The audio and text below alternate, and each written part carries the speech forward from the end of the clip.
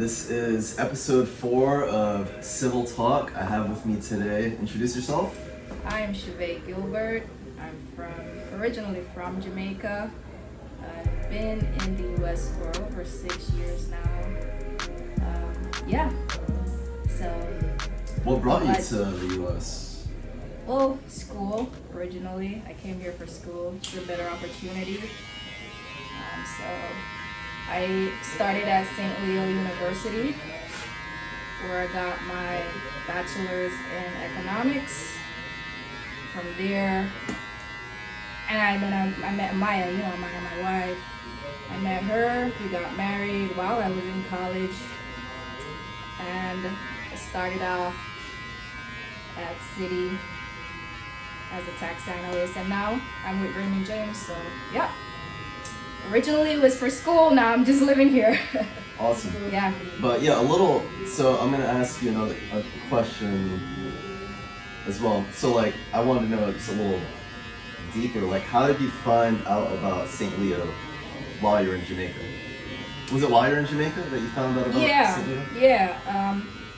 So how that went was I was in high school at the time, and I believe it was a group of recruiters from St. Leo that came to the school. Mm-hmm. In Jamaica? Mm-hmm. Oh, cool. Yeah, so I guess they just travel all over the country recruiting international students. Okay. To go to St. Leo. And so that's how I found out about the college, and I was very interested because I kind of just fell in love with the campus. It's very beautiful. I don't know if you've ever been over there. No. In Gate City, yeah. It's a very beautiful campus. It's a private school.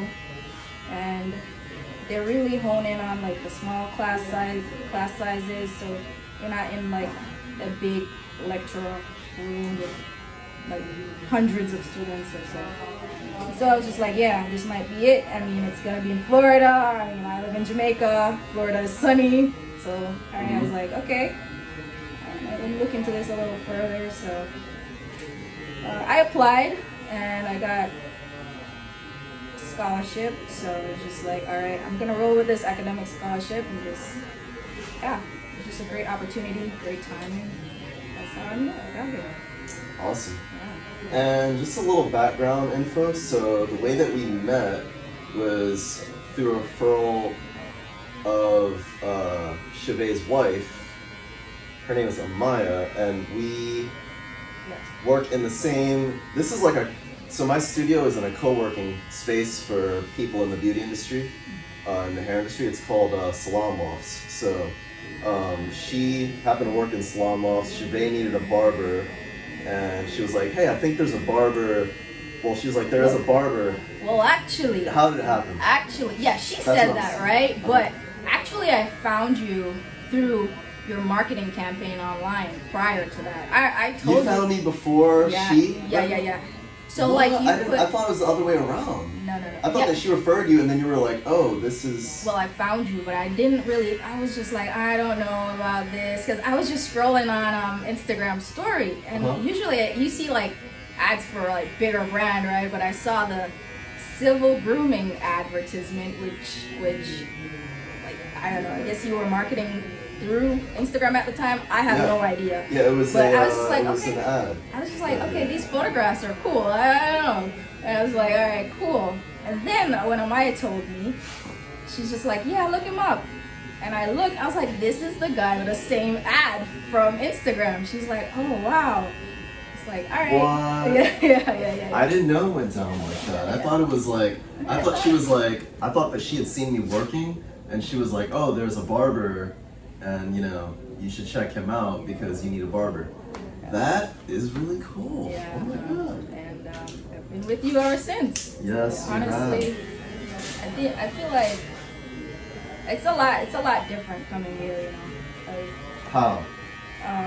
It's just the conversations we have on a day-to-day basis. It's just easy being here, especially being a female. Going to a barbershop, that is also a challenge, because a lot of times I don't feel like male barbers are comfortable cutting females' hair. We were like, know exactly what we're looking for, much less having engaging conversations with their clients on a much deeper level. So yeah, so it's been amazing. That's awesome. I'm happy that I can provide like a comfortable space for my clients. That's why I love having a space, a personal, private studio, is because I can provide that space, for It's been good. people to feel comfortable. I have some clients that I never really even had conversations with prior to this because I feel like they wouldn't really talk. I would try to talk with them, have a little small talk with them, and they wouldn't really talk. So working here, I feel like, having my own space, I feel like that, being that it's one-on-one, I feel like they're more comfortable. Right, because you can open up a lot more. It's just, it doesn't feel, it kind of, what it feels like? A therapy session sometimes. A little venting. I like that. Therapy sessions. Yeah, I like that. And it, for me, there are days that I come in here and I'm having, a difficult time. And, my clients, you guys, put a smile on my face, you make things easier, So it's like that energy, it's like a give and take, and that's what I love about awesome clients as yourself. Thanks. Of course. And that's why I wanted you on this video cast, is because, you are one of the reasons why I even want to do this, awesome conversations that we've had, I just want to highlight that and share it with people, because that's where my passion is right now. I love the connection with my clients. I love learning about you all. I love just exchanging the good energy with you. And I just feel like people should know about the barbershop conversation. They should know about my clients in particular as well. So back to you. Yeah. Why I'm, a big reason why I'm doing this, I want to share who you are, because, you are an exceptionally awesome person to me. Yeah. Thank you. Of course. What do you want to know? So. Just get to it. So, let's talk about, your sexual orientation. Being from Jamaica, I have heard that it's kind of taboo to be, to date, to be with someone of the same sex. Yeah. So what is your experience with that? It is definitely taboo. Jamaica is a very homophobic society. And I feel like a lot of it is rooted in religion.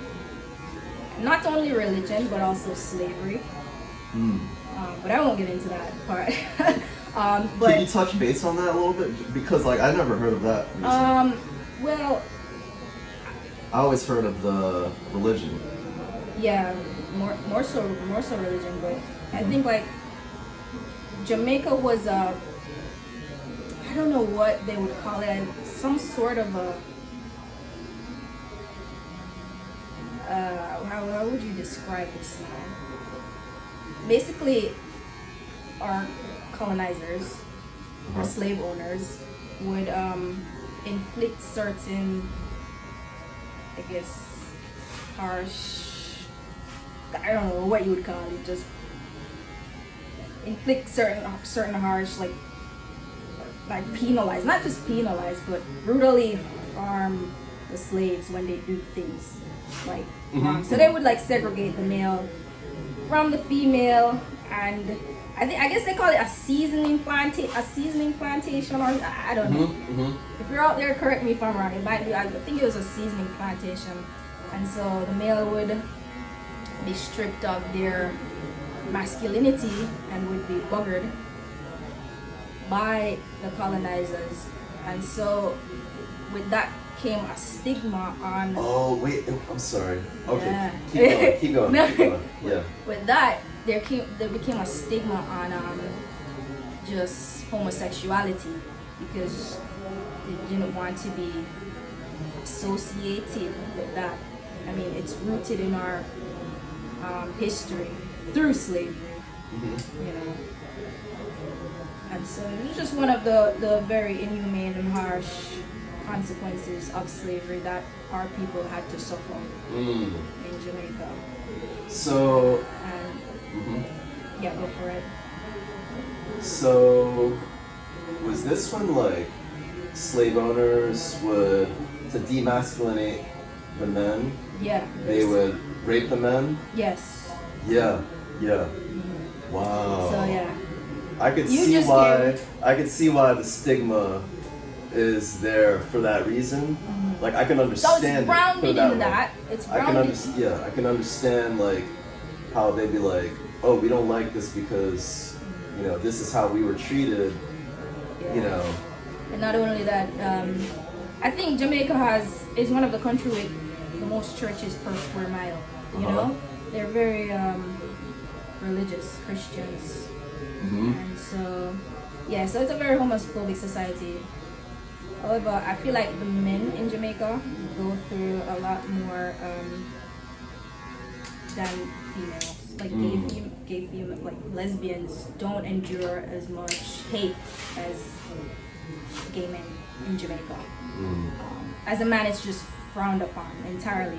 Whereas if you're a female, sometimes it's almost like, we can work with that. You know, it's fine. We can work with that. But growing up, I was always a tomboy, honestly. I grew up around a lot of male figure, a lot of boys, cousins. All my cousins were boys. So I was always a tomboy growing up, and it wasn't until in high school I came into myself and figured out, I kind of navigated and figured out who I am as a person. And When you realize that you're attracted to females. that I am attracted to females. What is? And- Okay, I'm sorry. Keep going. Yeah, no, go for it. I mean, No, I was wondering what do you call your orientation? like a lesbian. You're okay. I was wondering. if you A were- lot of people just say like I'm gay, but I Right. think the proper terminology is lesbian. Okay. So yeah, and my pronouns are she, her.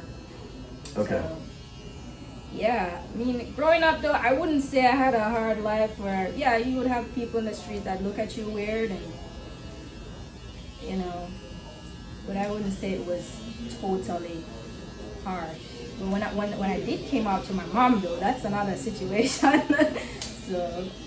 You actually, you told me, you shared that with me, but like, could you remind me like what that experience was like? Oh yeah. It was, so my mom, she just always, you know, she just thought that, oh, Sheavae is just a tomboy. She's always been a tomboy, you know. I think I was like 14 or 15 at the time where I went over by my girlfriend's home. And I think my mom just thought, yeah, she, you know, it's her friend. She's going by her friend's house. I was like, oh yeah, I'm just going to my girlfriend. So I went to my girlfriend's house and she was actually, we were in a relationship.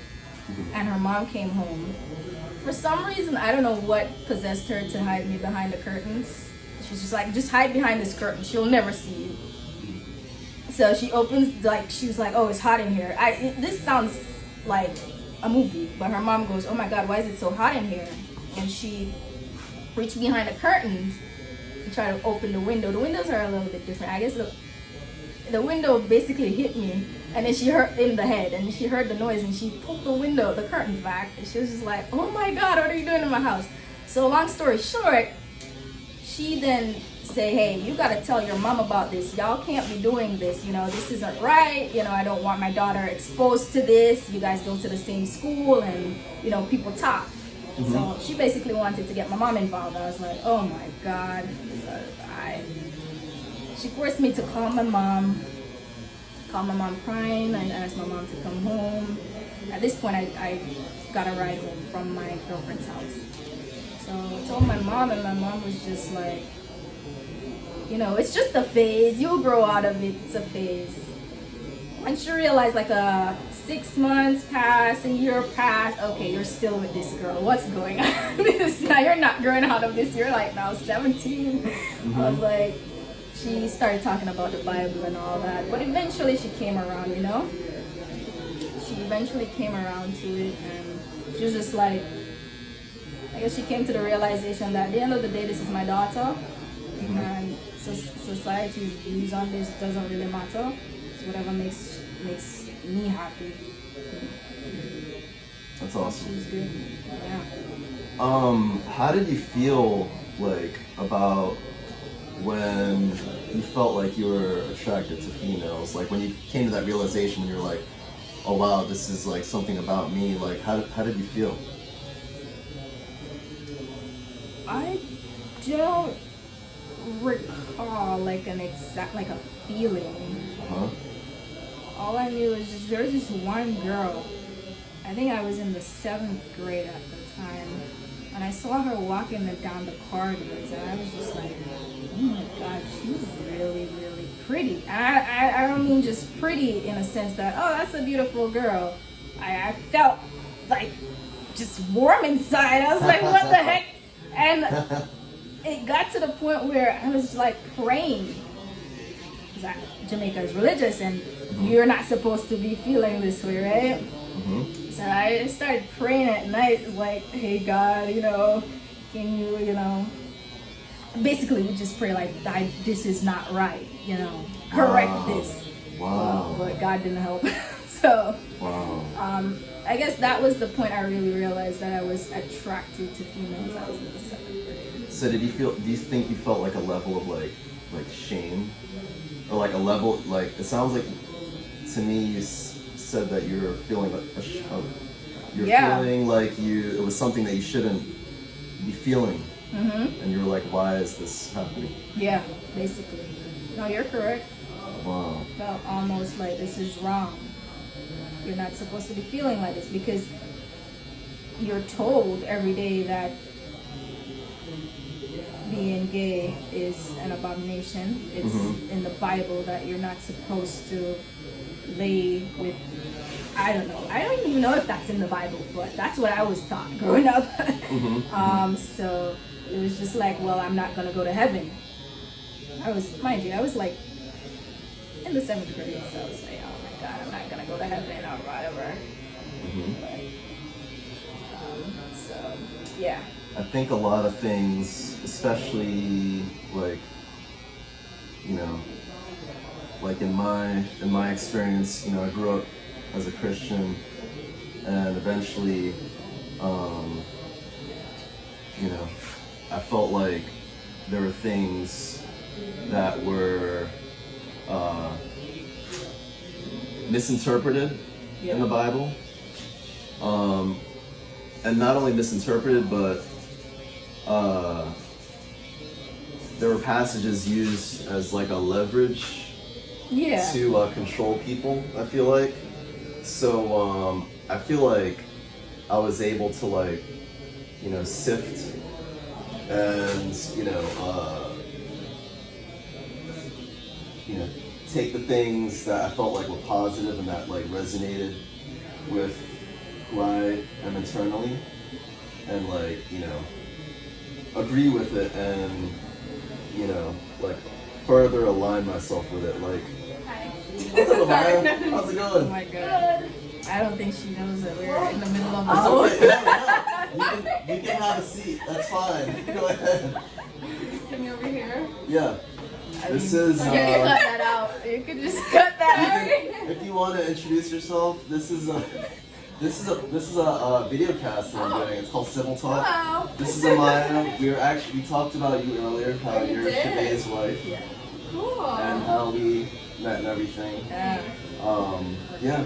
Cool. That's awesome that Sorry you. to interrupt. No, that's. I think it's awesome that you came in. Well, let's get back to it. Like you said about, she got nervous. Oh, that was good. I like that. But yeah, like you said about religion, I really do feel like religion is rooted in, like, it's been used to control the masses. That's my view on it now that I've really Yeah. it could be, it is, I mean, a lot of the stories in the Bible can be used for good. Definitely. They're really good parables Yeah. that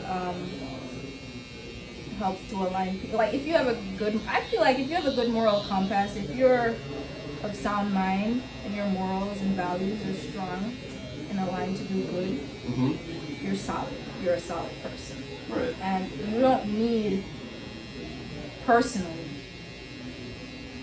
I don't need the Bible to tell me that. Right. It's Because, something that comes with you. correct. Like, we all have a goodness about us initially. We're all babies. Innocent. In the beginning, we're all babies. Like, everyone comes in this world as an infant. And then all this other stuff is added. And then, we get, like, our personality. Yeah. And so much poison could get in the way of that innocence. But initially, we all come in with goodness. Innocence. Right. Religion, very, very polarizing, I feel. If you've even, like, looked at it, some of the most gruesome wars have been fueled by religion. And that goes to show, like, it can be a force of good. It can also be a force of evil if used in the wrong way. It can use to divide people, and I feel like a lot of the time it is used to divide more than Sadly. it is used to bring people together. Sadly.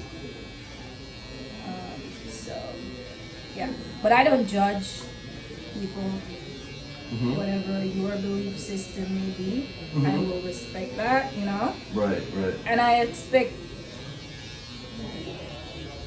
that people will do the same for me. But, not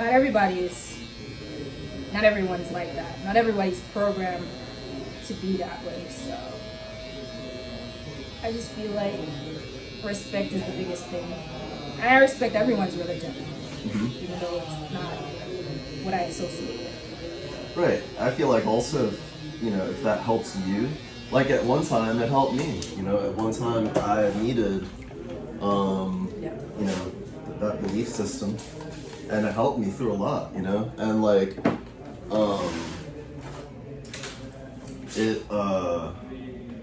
a belief system as a whole did not end up serving me, for my entire life.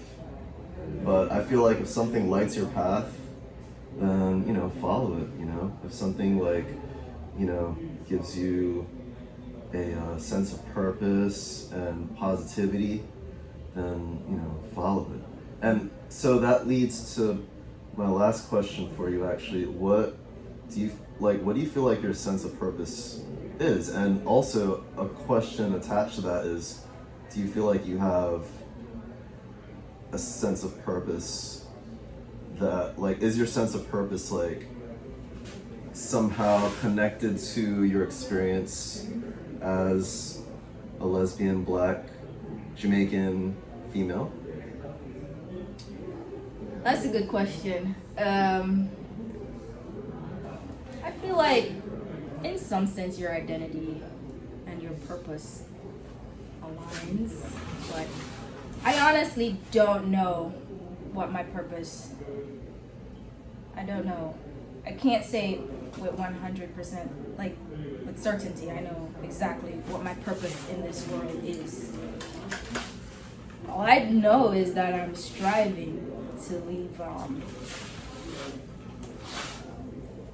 the world a little bit better. I feel like everybody's purpose should be to leave the world a little bit better for the future generation than it was for us. You know, just sprinkle a little bit of fairy dust out there or whatever it is. I don't know, and just leave the world a better place. But I wouldn't say I have a definitive purpose at the moment, but my wife drives me. She's the driving force in my life right now. Yeah, so yeah.